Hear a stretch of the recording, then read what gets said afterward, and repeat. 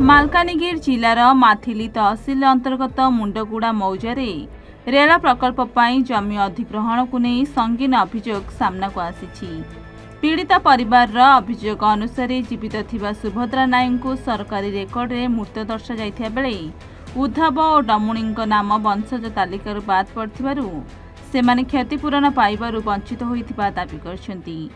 ପରିବାରର କହିବା ଅନୁଯାୟୀ ସେମାନେ ଏନେଇ ଜମି ଅଧିଗ୍ରହଣ କର୍ତ୍ତୃପକ୍ଷ ଓ ଜିଲ୍ଲା ପ୍ରଶାସନଙ୍କ ନିକଟରେ ବାରମ୍ବାର ଫେରାଦ ହୋଇଥିଲେ ମଧ୍ୟ କୌଣସି ସମସ୍ୟାର ସମାଧାନ ମିଳିନାହିଁ।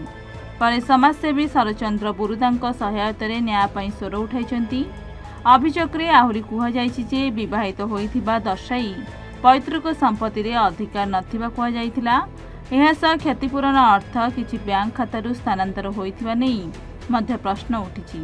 ତେବେ ଏହି ସମସ୍ତ ଅଭିଯୋଗର ସତ୍ୟତା ସ୍ୱାଧୀନ ଓ ନିରପେକ୍ଷ ତଦନ୍ତ ପରେ ସ୍ପଷ୍ଟ ହେବ। ଏପରି ସମାଜସେବୀ ଶରଚନ୍ଦ୍ର ବୁରୁଡା ଘଟଣାର ଉଚ୍ଚସ୍ତରୀୟ ତଦନ୍ତ କରାଯାଇ ପ୍ରକୃତ ହିତାଧିକାରୀଙ୍କୁ ଶୀଘ୍ର ନ୍ୟାୟ ଓ କ୍ଷତିପୂରଣ ପ୍ରଦାନ କରିବାକୁ ଦାବି କରିଛନ୍ତି। ରେଳ ପ୍ରକଳ୍ପ ପାଇଁ ଜମି ଅଧିଗ୍ରହଣ କାମ ମାଲକାନଗିରି ଜିଲ୍ଲାରେ ଚାଲୁଅଛି। ଏହି ସମୟରେ ମାଥିଲି ତହସିଲ ଅଧୀନରେ ଚାଲିଥିବା ଜମି ଅଧିଗ୍ରହଣ ପ୍ରକ୍ରିୟାରେ କିଛି ଅନିୟମିତତା ହୋଇଥିବା ସାମ୍ନାକୁ ଆସିଛି।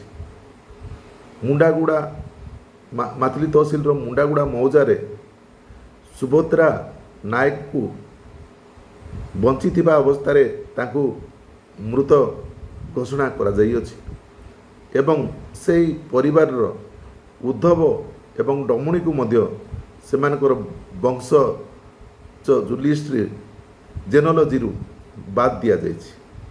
ଏ ସଂକ୍ରାନ୍ତରେ ସେମାନେ ପ୍ରତିବାଦ କରିବା ଓ ଲିଖିତ ଅଭିଯୋଗ ଦେଲା ପରେ ମଧ୍ୟ କୌଣସି ସୁଫଳ ନ ମିଳିବା ପରେ ମାଥିଲି ତହସିଲ ଦାରଙ୍କଠାରୁ କୌଣସି ନ୍ୟାୟ ନ ମିଳିବା ଫଳରେ ସେମାନେ ଏଡିଏମ୍ ମାଲକାନଗିରି ଏବଂ ଜିଲ୍ଲାପାଳ ମାଲକାନଗିରି ପାଖରେ ଦ୍ୱାରସ୍ଥ ହୋଇଥିଲେ। ସେମାନେ ନ୍ୟାୟ ପାଇବାରେ ବିଳମ୍ବ ହେଲା ପରେ ସେମାନେ ମୋ ପାଖକୁ ମଧ୍ୟ ଆସିଥିଲେ। ସେମାନଙ୍କୁ ଆଲୋଚନା କରିବା ନଥିପତ୍ର ଦେଖିବାରେ କିଛି ଚଞ୍ଚକତା ହୋଇଥିବା ମୁଁ ଉପଲବ୍ଧି କରିଥିଲି। ପରବର୍ତ୍ତୀ ସମୟରେ ମୁଁ ଏହାକୁ ବିରୋଧ କରୁଛି ଏବଂ ତୁରନ୍ତ ପୀଡ଼ିତ ପରିବାରମାନେ ନ୍ୟାୟ ପାଇବେ, ସେମାନଙ୍କର ହକ୍ ପାଇବେ, ସେଥିପ୍ରତି ସରକାର ତଥା ଶାସନ କଳ ନିଶ୍ଚିତ ଧ୍ୟାନ ଦେବେ ବୋଲି ମୁଁ ଦାବି କରୁଛି। ଧନ୍ୟବାଦ। ମାଲକାନଗିରି ଜିଲ୍ଲାରୁ ବାଦଲ କୁମାର ବିଶ୍ୱାଳଙ୍କ ରିପୋର୍ଟ, ଓଡ଼ିଶା।